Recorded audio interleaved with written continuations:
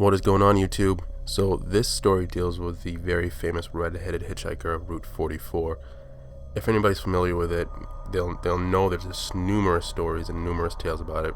You do a little Google research, you're able to find the stories and kind of follow along what happens in the story. Hope you guys like it. So with this tale or story itself, supposedly, how the story goes, you're driving down Route 44 by yourself.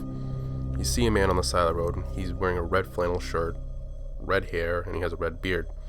You drive up to him because he's trying to hitchhike, and usually this is somewhere between 2:30, 3 o'clock in the morning, and he vanishes.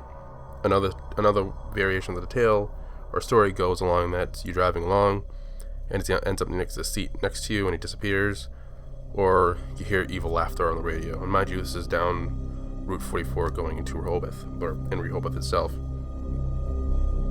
So, a couple of my friends have told me this story a number of times, and I guess we were all curious. So, there was one night that we ended up driving down this road, and we must have driven down the road maybe 3-4 times. And mind you, this is like 2:30, 3 o'clock in the morning. We're really the only car on the road at this point.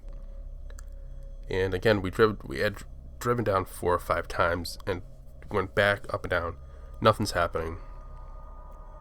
And all of a sudden, we have blues, and a police officer is pulling us over. And we're like, oh god, here we go. So, we pull over the side of the road. He comes with the vehicle and he shines a flashlight into the car. And he asks me, what are you guys doing? And we were completely honest with him. We didn't lie. We said, to be honest with you, we're driving up and down the road looking for the red-headed hitchhiker. And he laughs and he goes, well, that's not the first time I heard that.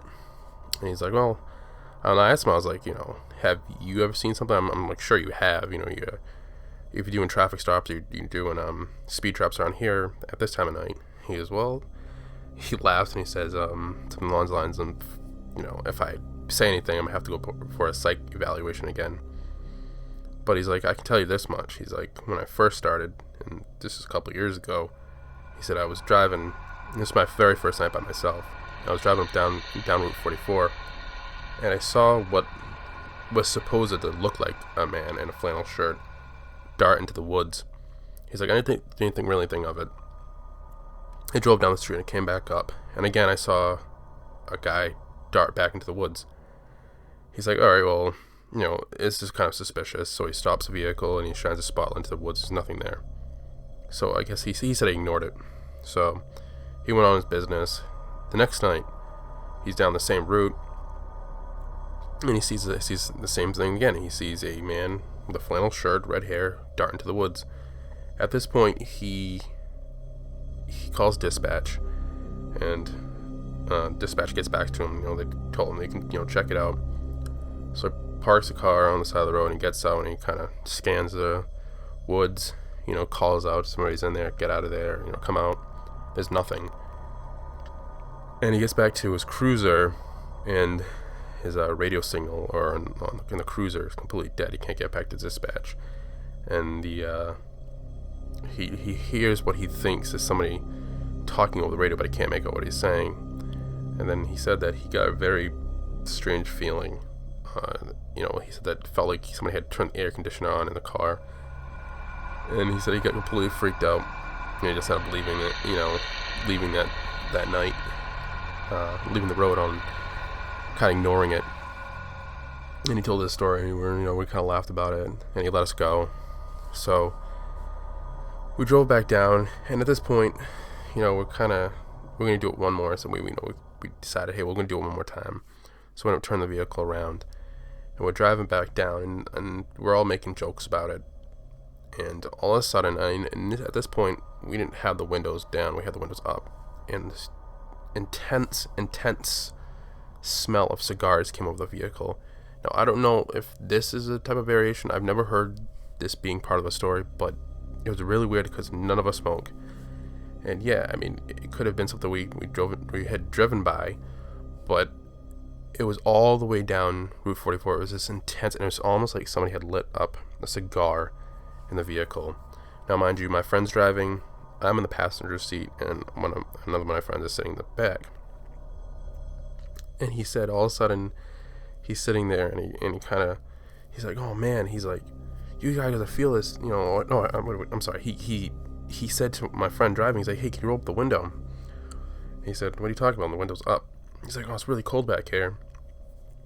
Now, mind you, this is early November, so it is kind of chilly, but we had the windows up with the heat on. And I was fine, so was he. I'm like, we have the heat on, so we kind of turned it up. He's like, no, it's really cold back here. And again, the smell is getting more and more intense. So I started making a joke saying, maybe the redheaded hitchhiker is sitting there back there with you. And of course, as I said this, he starts getting kind of scared. He's like, oh no, he's like, I don't want to sit back here, blah, blah, blah, you know. So stop the vehicle. And I end up sitting in the back, and he ended up sitting in the passenger seat. I'm like, we might be getting something here, you know. I'm like, let's drive back down one more time. So he's like, all right, you know, that's fine. We'll do one more time. So we ended up driving back down Route 44, and this time we kind of drove a little bit slow. And again, the cigar smell had kind of drifted away, but it came back. And again, it's intense. So I took my hand, I put it onto the empty seat, and it felt a cold spot. Now, you can make it out to anything. Maybe there was a crack in the door. Maybe there's a wind draft coming through. But it was weird that it was right in that spot and not anywhere, you know, not next to me. It was just right in that one spot where somebody was going to sit there. So I'm like, I started kind of getting nervous and kind of scared. So I'm like, you know, keep driving. And my friend who was driving, started making fun or poking fun at the supposed redheaded hitchhiker and making fun of him. He's like, why is he wearing a flannel shirt? What is he, what does he cut down trees for a living, blah, some, you know, silly things. And all of a sudden the car starts kind of dying, and it just came to, we stopped because the lights started dying. You know, all of a sudden the car dies, and he's sitting there trying to turn it over, and he's like almost like a dead battery. I'm like, oh man, I'm like, you know, you pissed him off, apologize. And I'm sitting there, and I look in the rearview mirror, and he had the brake lights on, and it was enough to shine up, you know, maybe 10, 15 feet away from the vehicle. And I saw a figure a little back from the car. I couldn't make out what they were wearing or anything, but it looked like a man with semi-long hair with a beard, and they started walking towards the car. And I kind of getting scared. I'm like, lock the doors, and somebody walking up to the car. And we heard somebody punch the back of the car, or something like somebody punched the bumper or something. And all of a sudden the car started, and my friend floored it. And we went driving, we turned around, as, you know, kind of up the street, turned around, and we drove back, and there was nothing there. So we ended up driving back home, and the smell was still on our clothes, which was really weird. And you could smell it on our clothes, and the car still smelled like it. And we looked in the back of the car, there was no damage, there was nothing that we could have ran over because we're parked. So that is my Route 44 Redheaded Hitchhiker story. I know it was short, but that is my story. Thanks, guys.